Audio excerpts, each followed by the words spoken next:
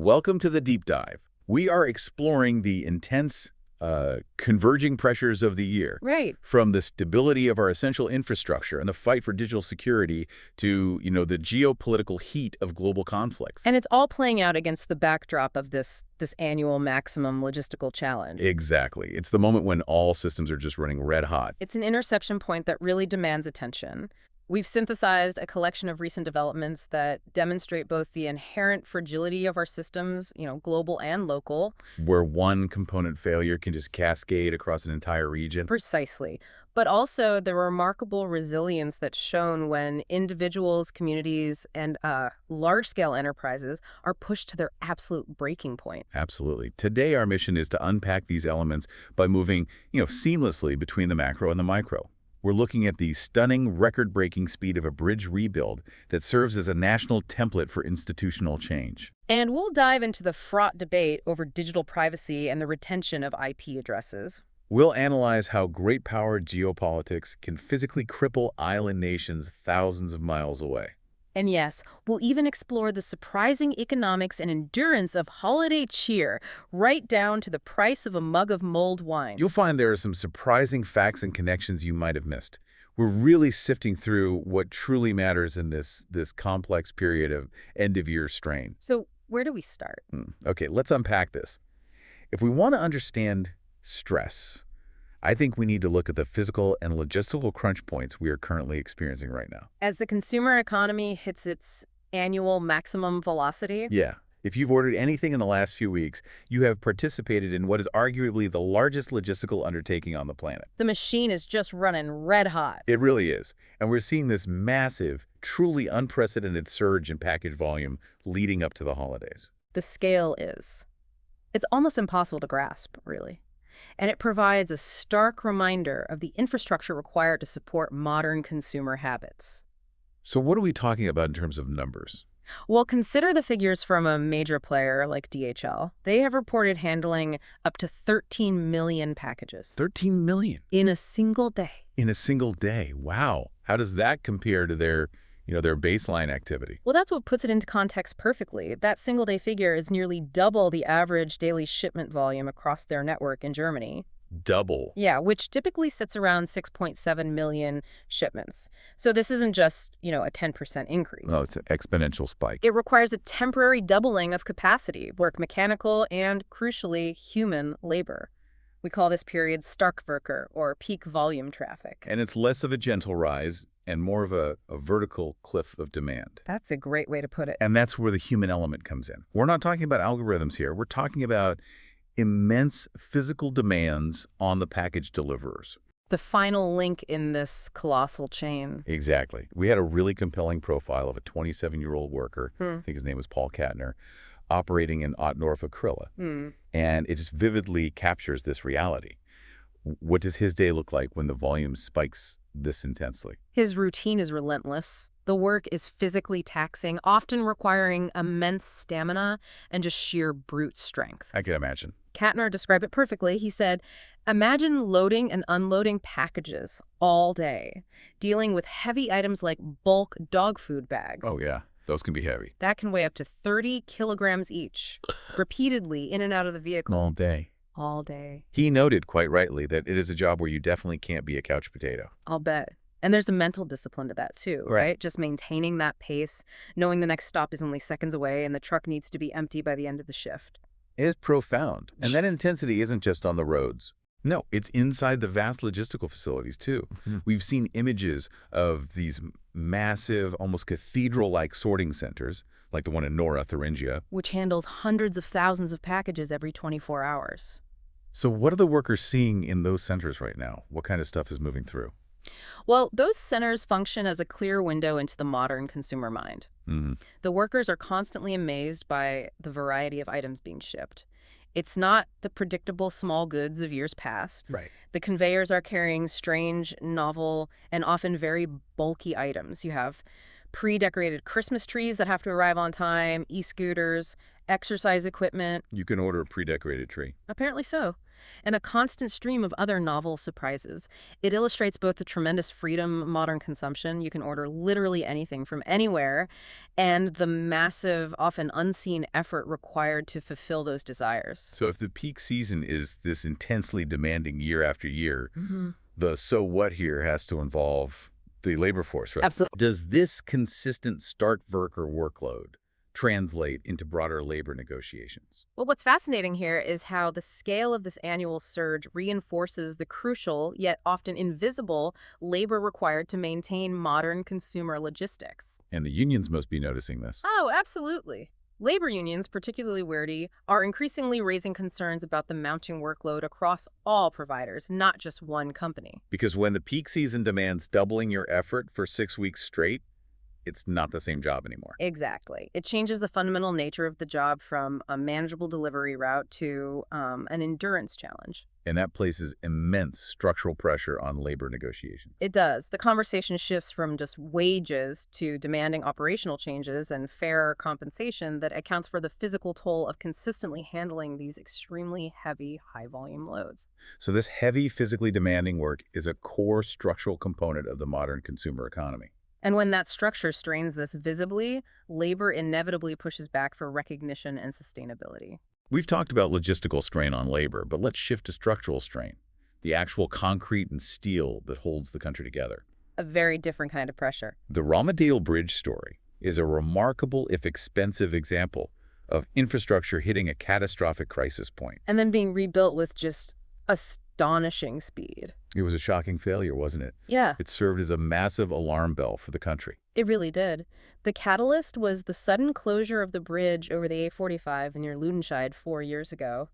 Engineers determined there was an acute risk of collapse. Not a repair job. No, immediate demolition. And the failure of that one structure instantly severed a vital north-south artery, the A45, which is a major transport corridor. And the effects were devastating for the local area, because when you shut down a major highway, all that traffic volume, it doesn't just disappear. No, it gets funneled directly onto small local roads. We heard stories from businesses, like one run by a Dirk Seifert, who suffered immensely. What was the community impact over those 4 years? It was a structural collapse that impacted the entire community's social and economic well-being. 4 years of traffic diversion meant constant noise, huge queues, Lost customers. lost customers who couldn't easily access the area, and significantly longer delivery routes for every single business. Seifert noted that they were literally counting the days until the reopening. And there's a human cost beyond the economics, right? Yeah. Employee attrition because commutes became impossible. Exactly. It truly highlighted that a single piece of aging, brittle infrastructure holds an entire regional economy hostage. But the focus of resilience is what followed, the timeline of reconstruction. When we talk about major infrastructure projects, particularly in Germany, record-breaking is a word we rarely associate with construction speed. That's for sure. How fast was this replacement project? The speed was truly impressive. The original bridge was demolished in 2023, and the first section of the new structure was officially opened just 4 years after the initial closure. 4 years. That's incredible. This timeline is being rightly lauded as record-breaking rapid construction. The typical bureaucracy and planning processes for a project of this scale could easily stretch to 8, 10, or even 12 years. So this success offers a profound insight into institutional flexibility. Let's dive into that. Bureaucracy is not destiny. What specific strategies are credited for achieving this accelerated timeline? How did they cut the red tape that normally plagues these projects? The success was fundamentally driven by 3 major structural changes. First, they used integrated planning and construction processes. Okay, what does that mean in practice? Instead of having separate teams for design, then planning, and then construction sequentially, they were combined from day one. So it minimizes those handover delays. Exactly. The Schnittstellen problem, those debilitating interface issues that plague big projects. Second, they achieved significantly quicker permitting. The political will was just there. It was so strong that regulatory hurdles were cleared with unprecedented speed. And the third strategy, I believe it involved changing the contractual incentive structure. Correct. The third was the utilization of performance-based contracts. And this is a key insight because it changes the whole relationship between the government and the construction company. Right. As noted by organizations like the ADE, this practice is much more common abroad. where contractors get financial bonuses for speedy early completion. Exactly. It incentivizes the company not just to meet the deadline, but to beat it. It transforms the timeline from a passive constraint into an active goal supported by financial reward. This sounds like more than just a local victory. It feels like a national case study. If we connect this to the bigger picture, it is exactly that. It's a necessary template for the future. The need is urgent. Because there are thousands of other bridges in a similar state. We've demonstrated we can build fast and efficiently, but the structural deficit remains immense. The government needs to modernize over 5,000 deficient bridges across the country. So experts describe the Ramanadal rebuild as healing the first patient. But the disease, the nationwide structural deficit in aging infrastructure, is far from eradicated. The lesson is clear, though. By prioritizing integrated teams, fast permitting, and incentivized contracts, they've proven they can bypass the typical inertia and save years of economic strain. That structural fragility isn't limited to concrete and steel, is it? No, not at all. As our commerce and communication increasingly rely on digital pathways, we face immense structural fragility in the digital world, too. Particularly regarding the battle over our personal privacy. So let's shift from physical roads to digital paths to examine a major policy change aimed at digital security that has deep legal implications for all of us. This is a classic, decade-old conflict of security colliding directly with fundamental privacy rights. And the problem the government is trying to solve is, well, it's terrifyingly simple.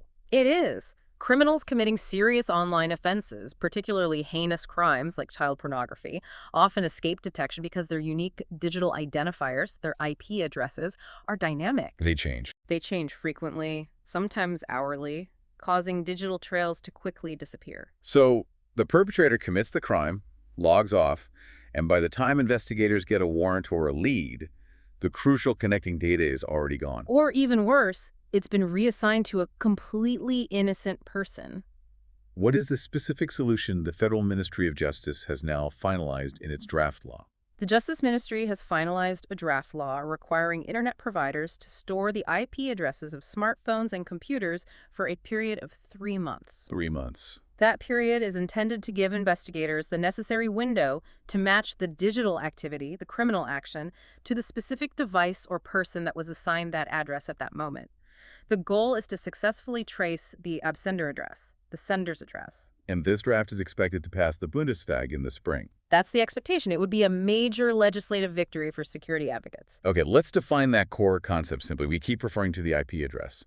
It's often compared to a vehicle's license plate, but you mentioned that analogy is a bit misleading. That's right, because a dynamic IP address changes repeatedly. Think of it less like a fixed license plate and more like a hotel room number. Okay.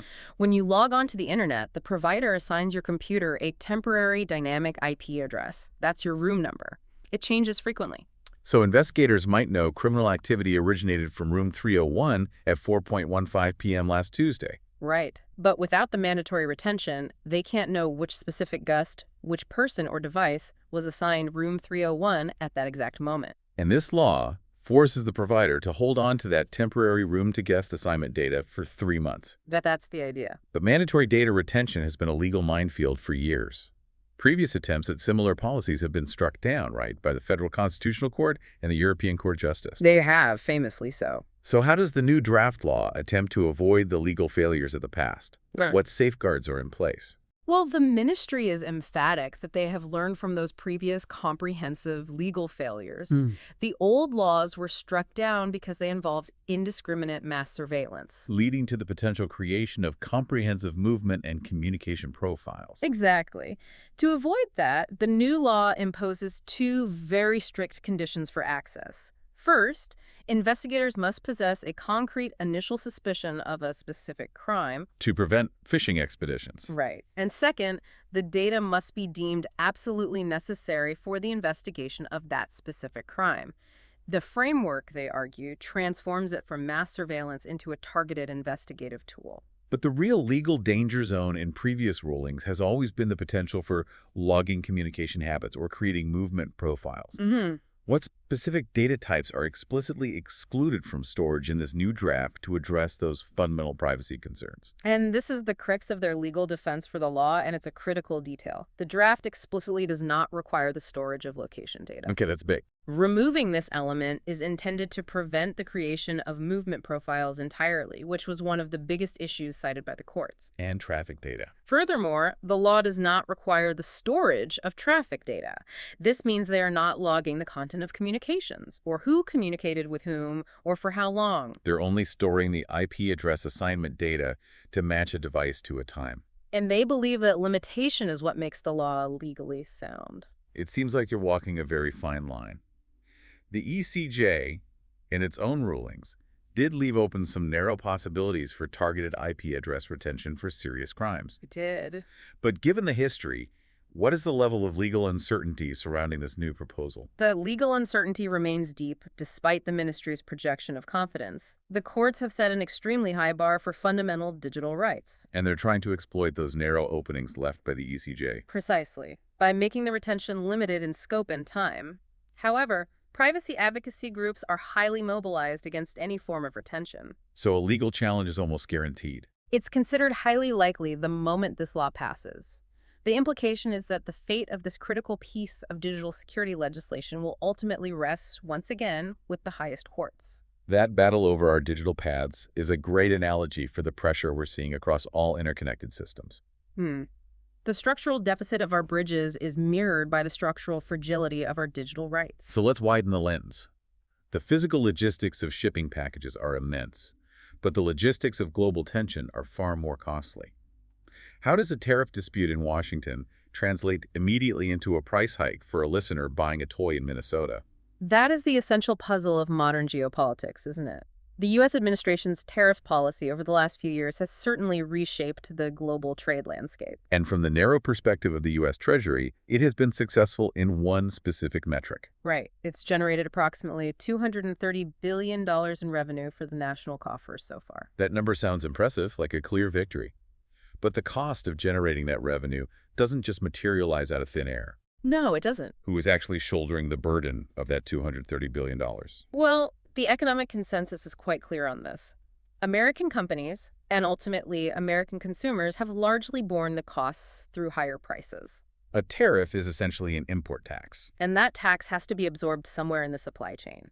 Companies either absorb it, which cuts profits, or, more often, they pass it along, raising the retail price for consumers. And this forces global companies to make huge, expensive, and often risky shifts in production strategy. Which we can illustrate perfectly with the case of the German toy manufacturer, Tonies. Those immensely popular audio figures. A massive global success story, generating half of their $500 million annual revenue right there in the U.S. market. Tonies provides a fascinating case study in corporate resilience and foresight. When the terrorists began targeting Chinese-made goods aggressively, the company made the proactive decision to shift its primary production base. So they moved manufacturing from China to Vietnam. Correct. Which required a monumental 15-month effort to set up the entire new production ecosystem. The move was timed perfectly, allowing them to mitigate the most immediate and damaging impact of the U.S. tariffs aimed at Chinese imports. But here's the crucial question that complicates the narrative. If they shifted production precisely to avoid the tariff hammer, why did the price still jump? I think it went up by $2. That's a critical observation. And yes, despite shifting production to Vietnam, the company still had to raise U.S. prices for the figures from $17.99 to $19.99. Why? Well, it suggests the tariff issue is part of a larger, more complex inflationary environment. The increase was necessary to offset a variety of rising operational costs, logistical complexities, and global economic uncertainty that extends beyond the immediate tariffs. And what's interesting is that despite that price bump, demand hasn't dropped. Not yet. It indicates that brand loyalty and the unique appeal of the product are currently outweighing the higher cost in the eyes of the consumer. On the other side of the equation, we see direct trade retaliation. The U.S. imposes costs, and other global powers respond. We are seeing classic tit-for-tat trade warfare. China has imposed provisional punitive tariffs ranging severely from 22% to 43% on certain EU dairy products? Their stated rationale is that EU subsidies distort the market. Right, but most external observers view this as explicit payback for the EU imposing its own tariffs on Chinese electric cars last year. And as you pointed out earlier, that pervasive, unpredictable uncertainty is the greatest long-term hurdle for business. It is the systemic problem. Tariffs are immediate, they are taxes you can factor into a spreadsheet. But the truly destabilizing factor for businesses looking 3, 4, or 5 years into the future is the constant, unpredictable flux in trade rules, Investment decisions become exponentially more complex and risky. which ultimately slows overall global growth. Here is a stark, painful example of how those geopolitical pressures can create an acute, tangible humanitarian crisis. We are looking at the severe deprivation facing Cuba right now. Cuba is facing a severe, multi-layered crisis. It's a result of decades of internal socialist mismanagement compounded heavily by crippling, enduring U.S. sanctions. And the symptoms are devastatingly specific. They are. They lack the necessary fuel for basic services, leading to garbage piling up in the streets. There was a severe dengue fever epidemic after Hurricane Melissa, and most crucially, they face major energy shortages that paralyze the island. The energy reality outside Havana sounds truly desperate. This isn't just about dimming the lights for an hour. No. Power outages are a constant fact of life in the rural areas, sometimes lasting up to 22 hours a day. 22 hours. Imagine trying to run a business or a hospital under those conditions. Fuel scarcity is so extreme that even to keep crucial cultural events running, like the Havana Film Festival, organizers have to constantly improvise cycling generators. Just to keep the projectors on. A film crew member described the challenge of production simply as the Odyssey of the Trojans, struggling with basic needs like finding a replacement cable for essential equipment. And what is the specific U.S. strategy that is directly exacerbating this fuel crisis by targeting Venezuela? The current U.S. approach focuses sharply on turning off the Venezuelan energy supply. The U.S. has been seizing Venezuelan oil tankers destined for Cuba in international waters. The goal being to turn off the money tap to Venezuelan President Maduro. Exactly. Hoping this intense economic pressure will force a regime change in Venezuela, which would naturally alleviate Cuba's support network. And the U.S. interest in Venezuela, we should point out, isn't solely about political ideology. No, if we connect this to the bigger picture, U.S. interests are highly focused on the privatization of Venezuela's vast oil sector. A country with the world's largest proven reserves. And opposition leader Machado, who has gained political ground, has been very vocal about her willingness to privatize the oil sector. So this high-stakes conflict, fought indirectly through seized tankers, leaves Cuba feeling profoundly vulnerable. Residents report feeling crushed between these two major powers. They do. It's clear that the Caribbean region remains a critical strategic pressure point for the U.S., alongside the ongoing concerns in the Indo-Pacific. Which ties directly into a recent announcement we saw regarding the U.S. Navy's strategic planning. Right, the planned expansion and modernization program. Indeed. This expansion includes not only an increase in the number of warships, but also a high-profile rebranding effort. The entire fleet is being renamed the Golden Fleet. And plans were announced for a new frigate type named Trump. Yes. What does a high-profile expansion and renaming effort tell us about strategic priorities right now? It tells us that power projection is paramount, and the U.S. military apparatus is attempting to signal commitment and resilience to both allies and rivals. The strategic focus of this fleet expansion is dual. The Indo-Pacific and the Caribbean. Exactly. It's designed to project power in the Indo-Pacific, where they are now numerically inferior to China's rapidly growing fleet by about 100 ships, and crucially, in the Caribbean. Why is that simultaneous focus on the Caribbean necessary when the Indo-Pacific tends to dominate the headlines? Because instability in the Caribbean directly affects U.S. security and interests, particularly when that instability is linked to hostile state actors. So when the U.S. is actively seizing oil tankers to pressure the Maduro regime, it requires a robust naval presence. To enforce those actions and maintain maritime domain awareness, the Golden Fleet expansion is designed to ensure regional dominance, protect global supply chains, and deter any rival attempts to exploit the deep fragilities we see in nations like Cuba. We've seen this pattern of tension and strategic maneuvering mirrored starkly in the Ukraine conflict. On one hand, you see signs of diplomacy, and on the other, relentless escalation. That contrast is the defining characteristic of this phase of the war. We receive reports of constructive and productive long weekend talks in Miami between U.S., Russian, and Ukrainian delegations. So the parties are communicating. They are, which is often a necessary precursor to de-escalation. Yet, thousands of miles away, the ground war continues relentlessly, and crucially, the targeting strategy is escalating. Specifically, the targeting of high-profile individuals deep within Russia shows a clear and deliberate strategy. That's the critical insight. The most recent, highly visible example was the assassination in Moscow. General Lieutenant Saradorf was killed by an autobomb on a parking deck. And he wasn't just any general. No, this was not a random attack. He was a high-ranking officer who led the training division in the general staff and, notably, had previously organized special operations in Syria. His loss represents a significant operational knowledge deficit for the Russian military command.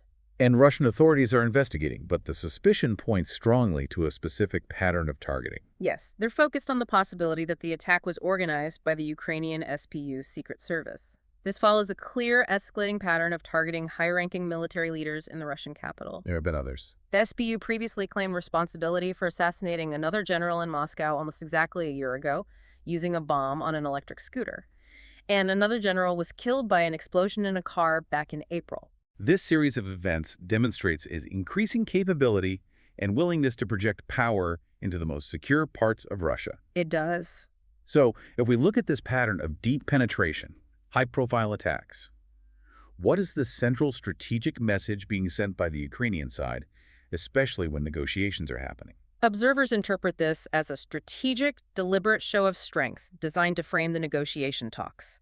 The message is multifaceted. First, it asserts that they can operate deep within Russia, even in the capital where security is supposed to be absolute, Generating internal instability and fear. And second, it serves as a powerful demonstration to their international partners, and specifically to U.S. negotiators, that they are not weak. By proving they retain the tactical ability to inflict high-level damage, they ensure their demands at the negotiation table cannot be dismissed. It is a form of pressure diplomacy conducted through remote strikes. We started with the intense physical logistics of the package flood. Now let's end on what all that effort is often for: celebration, community, and art. But even joy comes with a price tag and requires an entrepreneurial spirit. Right. Let's talk about the price of cheer at Christmas markets. It's genuinely remarkable to see how cultural traditions endure and adapt, even when confronted with immense economic strain.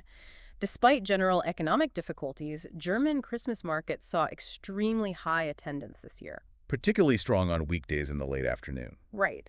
That strong attendance suggests the desire for community and seasonal tradition is overriding some personal financial concerns. But the rising cost burden on the vendors is acute. The pressure is substantial and often imposed by non-negotiable security requirements. In cities like Potsdam, heightened security requirements, specifically installing heavy concrete blocks and bollards, To prevent vehicular attack. have led to an astonishing escalation. Stand prices for vendors have nearly tripled compared to the previous year. Tripled. A vendor named Christoph Mir, who operates 2 Glühwein stands in Potsdam, directly complained about this. He noted the increased costs are being passed down almost entirely to the small business vendors. And naturally, those costs are ultimately passed on to the consumer, which is why the price of that essential holiday beverage, the mulled wine, has climbed significantly. It has. The standard price for a single glass is now around €5, plus a mandatory €3 deposit for the mug. And if you add a shot, The total cost for that single fortified drink hits €10. wow. Vendors like Mir must worry they're reaching a limit of what people can reasonably afford. They do. He emphasizes that the markets need to remain fundamentally affordable for everyone, not just a luxury item. Yet despite all that, the markets were packed. How do we reconcile the vendors' anxiety over price limits with the high earnings they reported? It's an interesting insight into consumer prioritization. Vendor satisfaction with earnings was reported as high. This suggests the public remains intensely committed to the tradition. They might be cutting back elsewhere, but they view the Christmas market as a necessary treat. Exactly. The desire for seasonal tradition and social connection is currently overriding the rising prices. It demonstrates a resilience in consumer demand for experiences. Moving from communal joy to individual performance. The world of magic is constantly evolving. It's not just rabbits from hats anymore. No, it's a demanding, highly entrepreneurial business that requires more than just technical skill. It demands an intense combination of craft, performance, and modern business savvy. We could look at the German magician Alexander Merck. He won an award in Las Vegas for a specific medium difficulty trick involving a schnapps glass. Right, and famously, he performed this trick on the legendary Penn and Teller show and successfully fooled them. Which is the pinnacle of the craft. It is the ultimate distinction, and Merck's choice of the schnapps glass illusion was incredibly deliberate. He knew performing in front of his idols on that massive stage would cause immense excitement and nervousness. So he chose a trick of medium difficulty that he could execute flawlessly, regardless of the adrenaline. And one that he knew was mathematically and psychologically structured to be extremely hard for seasoned pros to figure out. It was a masterpiece of performance psychology. That attention to detail is what we expect from a craftsman. But you mentioned the shift toward entrepreneurship. Yes. This is a clear case where the more effort you put in, the more success you generate, but that effort is increasingly administrative and marketing-based. So, while magicians like Merck still dedicate immense hours to the craft. Rehearsing a nuanced trick with a colleague involving swapping red and yellow lampshades, for example. That physical mastery is only half the job. Magicians must constantly work in the background to secure bookings, increase their recognition, negotiate fees, manage their scheduling. It's a full, disciplined business operation. Finally, as we conclude this dive into the pressure cooker of the end of the year, let's reflect on something that defines this moment. The enduring soundtrack of the holiday season. We acknowledge the passing of the musician Chris Rea at age 74. Rea leaves behind a remarkably potent musical legacy, particularly through his singular defining contribution to the seasonal atmosphere. His hit song, Driving Home for Christmas, is an annual phenomenon. It's a lasting hit that truly captures the joy of returning to family. What's the story behind that track? It was written back in 1978, but not in a comfortable studio. Rea was on his way home, and his car was broken down. He was stuck, waiting for a snowplow near Nottingham. So it was during that enforced delay, sitting in his car, that he began writing the uplifting text. Exactly. The song is infused with the memory and the simple joy of knowing he was returning to his loved ones. Despite releasing 25 albums and achieving global success, he made a very conscious choice regarding his personal life. He made a profound countercultural choice. He explicitly stated he decided not to be a prototypical rock star because he prioritized his family above fame. He chose to stay grounded with his wife, Joanne, and his 2 daughters. He did. He remained committed to that grounded, family-first approach before passing away recently after a brief illness. He left us with a tune that embodies the very essence of seasonal homecoming. And the simple desire for connection, which is perhaps the most resilient human drive of all. We have covered a huge range of topics today, from the microeconomics of glue wine pricing to the macro strategy of the U.S. Navy. From the intense physical endurance of package delivery drivers to the thorny digital security concerns of IP retention. What stands out in all of this is the constant volatile intersection of immense pressure logistics, security costs, global conflict, and a determined, often surprising resilience on the part of individuals and communities. We saw the victory of the fast bridge build, the enduring festive spirit despite rising costs, corporate adaptability, and even the persistence of filmmakers in Cuba working under the Odyssey of the Trojans just to keep the lights on. It shows that despite the overwhelming information flow, human systems and desires find a way to adapt and persist. Absolutely. But adaptation comes at a price. We've seen how costs, whether they are tariffs on toys or tripled stand fees for markets, are increasingly being passed down to the consumer or the citizen. Yet the demand for connection, convenience, and celebration remains strong. Which raises an important question for you, the listener, to ponder as you reflect on the structures that support your own life.